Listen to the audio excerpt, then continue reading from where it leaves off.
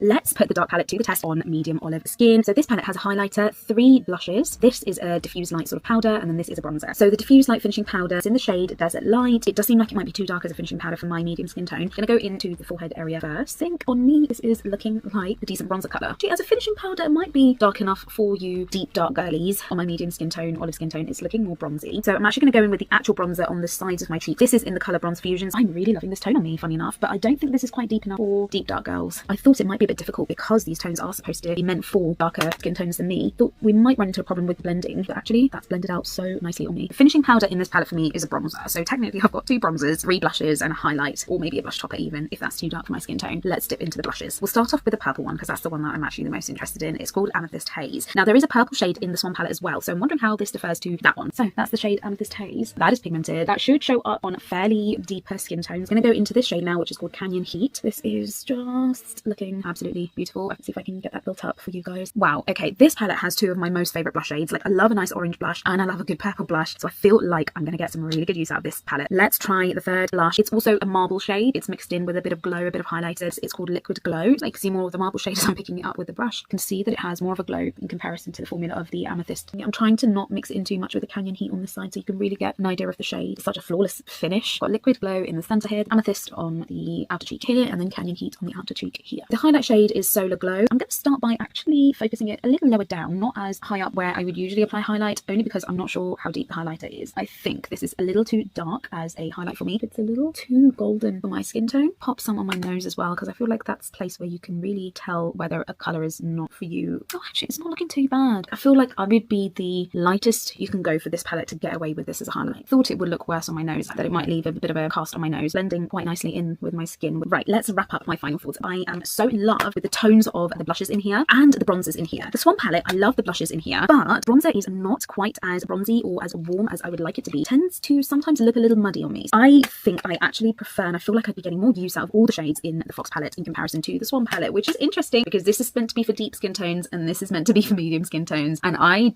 definitely on deep. The fact that the deep palette works well, or I prefer the shades in the deep palette, is maybe saying something. I think they need to go for 4 palettes next time. They need to release one that is darker than this. Yes, Hourglass, darker than this, please. So I'm very thankful that their team have decided to develop these darker palettes so that their reach is more inclusive, but I think we need to go one step darker and then you've nailed it, Hourglass. So a word of encouragement, especially with the bronzer shades. Like, if I'm happy with these bronzer shades, girls who are darker and more deeper than I am, who this palette is meant to be catered for, the bronzer shades aren't going to do anything for them. So I'm super excited to actually switch this one in my makeup bag for this one now. Do love the formula. I don't have a gripe with the formula. Really beautiful skin-like finish. I will definitely be using these powders and these palettes in future videos, so keep your eyes peeled. See you in my next video.